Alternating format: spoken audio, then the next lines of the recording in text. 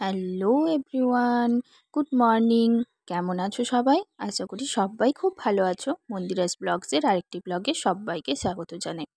আজকে হচ্ছে বুধবার। সকালবেলা ছেলে তো ঘুম থেকে উঠে পড়েছে, অনেকটাই লেট হয়েছে।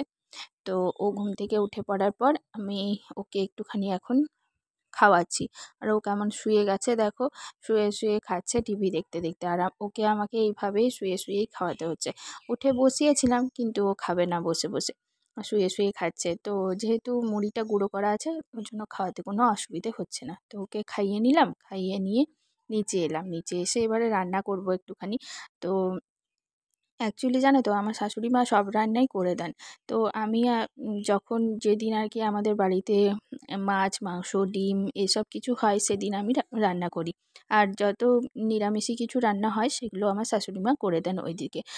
কেন কি বলো তো, মানে আমার শাশুড়ি মা যেহেতু পাটা একটুখানি ভাঙা আছে, মানে একটুখানি বলতে আমার শাশুড়ি মার পাটা ভেঙে গেছিলো, তো সেই জন্য না শাশুড়ি মা এদিক ওদিক খুব একটা বেশি ঘোরাঘুরি করতে পারে না। আর আঁচ যেখানে রান্না করি সেই রান্নাঘরটা আমার একটু বাইরের দিকে। তো সেই জন্য আমার শাশুড়ি মার আসা যাওয়া করতে খুব মানে একটুখানি প্রবলেম হয়। সেই জন্য আমি এদিকে যখন যেদিন মাছ, মাংস, ডিম কিছু হয় সেদিন আমি করে নিই। আর যেদিন এমনি নিরামিষই রান্না হয় সে বেশিরভাগটা দিনই আমাদের বাড়িতে নিরামিষই রান্না হয়, তো সেইগুলো শাশুড়ি মা করে নেন। তো আজকে আমি একটুখানি পেঁয়াজ আর টমেটো দিয়ে আলুর পোস্ত করব আর ডিমের কারি করব। তো সেই জন্য শাশুড়ি মা অনেকটাই কাজ আমার হালকা করেই রেখেছে, কারণ আলুগুলো সব সেদ্ধ করেই রেখেছে আর তারপরে তোমার ওইদিকে ডিমগুলো সেদ্ধ করা আছে। তো এসে যাতে আমি তাড়াতাড়ি করে রান্নাটা করে নিতে পারি সেই জন্য এগুলো সব করাই আছে, রেডি করাই আছে। আমি শুধু পেঁয়াজ টমেটোটা কেটে নিলাম, দেন পোস্তটাও বাটা ছিল আগের থেকেই। তো এখন আলু পোস্তটা করে নিলাম। আর আমার ছেলে জানো তো, এই আলু পোস্ত করলে না বারবার চলে আসে জানো, খালি বলবে পোস্ত দাও আর পোস্ত দাও। এদিক ওদিক রান্নার সময়তে আমার কাছে চলেই আসছে মানে শুধুই। তো সেই কারণে আমি কি করলাম, ওকে একটুখানি পোস্তটা দিয়ে দিলাম। বাবার কাছে আছে, বাবাও এখানে বসেই আছে, কিন্তু কি বলো তো বাবার কাছে থাকবে না। আমি যখন রান্না করব খালি আমার কাছে আসবে আর খুন্তি নাড়বে, তারপর তোমার সাঁড়াশিটা নিয়ে নেবে, এরকম করবে। ও তো খুবই চঞ্চল, খুবই দুষ্টুমি করে। আমি যখন লাইভে আসি তোমরা দেখতেই পাও যে কীরকম ও দুষ্টুমিটাই করে, বারবার আমাকে উঠে যেতে হয়। কিছু করার নেই, ছোটো তো। আর এত অতিরিক্ত চঞ্চল না, মানে ভাবা যাচ্ছে না জানো, ওকে হ্যান্ডেল করতে এখন আমার মানে কি বলবো, নাজেহাল অবস্থা হয়ে গেছে। যাই হোক, কী আর করা যাবে, বাচ্চা যতদিন না বড় হচ্ছে ততদিন কিছুই করার নেই, এইভাবেই কাজ করতে হবে। আর ও জানো তো কিছুতেই না শুধু মানে এক জায়গাতে থাকবে না। মানে আমার শ্বশুরমশাই যদি নিয়ে রাখে তাও কিছুতেই থাকবে না জানো। অনেক রকম খেলনাপাতি সব কিছু দেওয়া আছে, ও কিচ্ছু করবে না। মেয়েরা সাধারণত মায়েদের নকল করে দেখবে, কিন্তু আমার ছেলে জানো আমার নকল করবে, মানে আমার সাথে সাথে থাকবে আর সমস্ত কিছু ও জানে।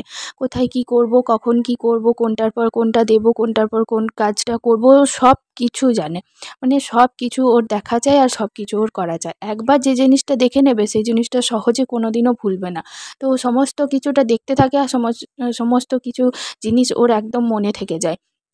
দেন ও সব বুঝে যায় যে কোনটার পর কোনটা করব। তো ওইদিকে তোমাদের সাথে কথা বলতে বলতে দেখো আমার পোস্তটাও হয়ে গেছে, নামিয়েও নিয়েছি। আর এইদিকে ডিমের কারিটা একটুখানি বসিয়ে দিলাম। আর ওকেও পোস্তটা দিয়েছিলাম, ওইটা পোস্তটা দিয়ে ওকে বসিয়ে রেখেছি। ও এরকম রান্না করতে করতে ওকে একটুখানি দিয়ে ওকে চুপচাপ করে বসিয়ে রাখি, খানিকক্ষণ ওটা নিয়ে বসে থাকবে।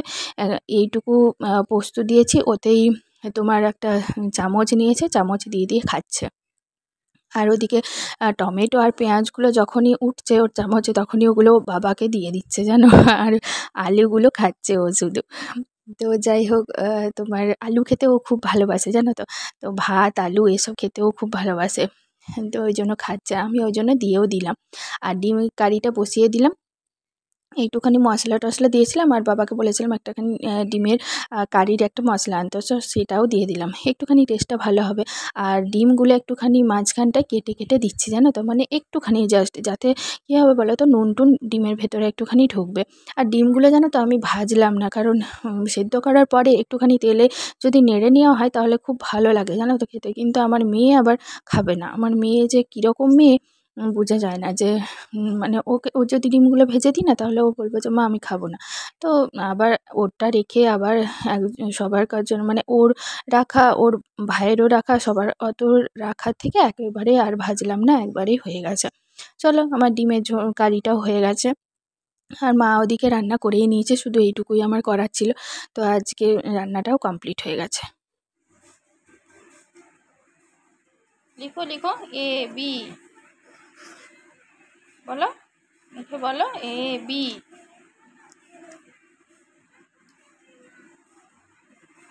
বলো বেটু এ বিটা বলো। ই বাবা, পেনটা ভেঙে দিলি যা, এবার দিদিয়া বকবে, পেনটা ভেঙে দিয়েছ যা, এবার দিদিয়া বকবে।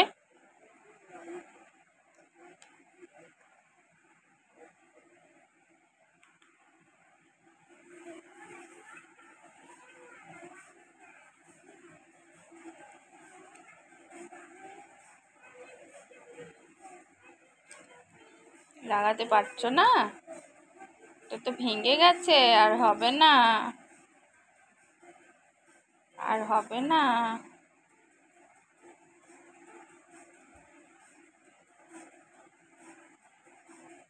ওটাতেই লিখো, ওটাতেই লিখো, ওটাতেই লিখো, বলো এবিসিডিটা বলো।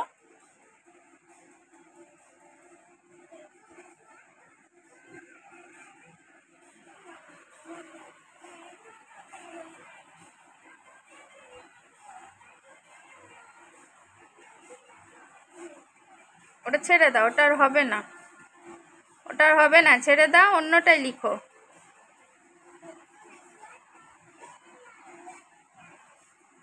এখন হয়ে গেছে রাত্রেবেলা। রাত্রেবেলা আমি আজকে আর কিছু রান্না করিনি, কারণ সঞ্জীব বলেছিল যে কিছু একটা নিয়ে আসবে বাজার থেকে।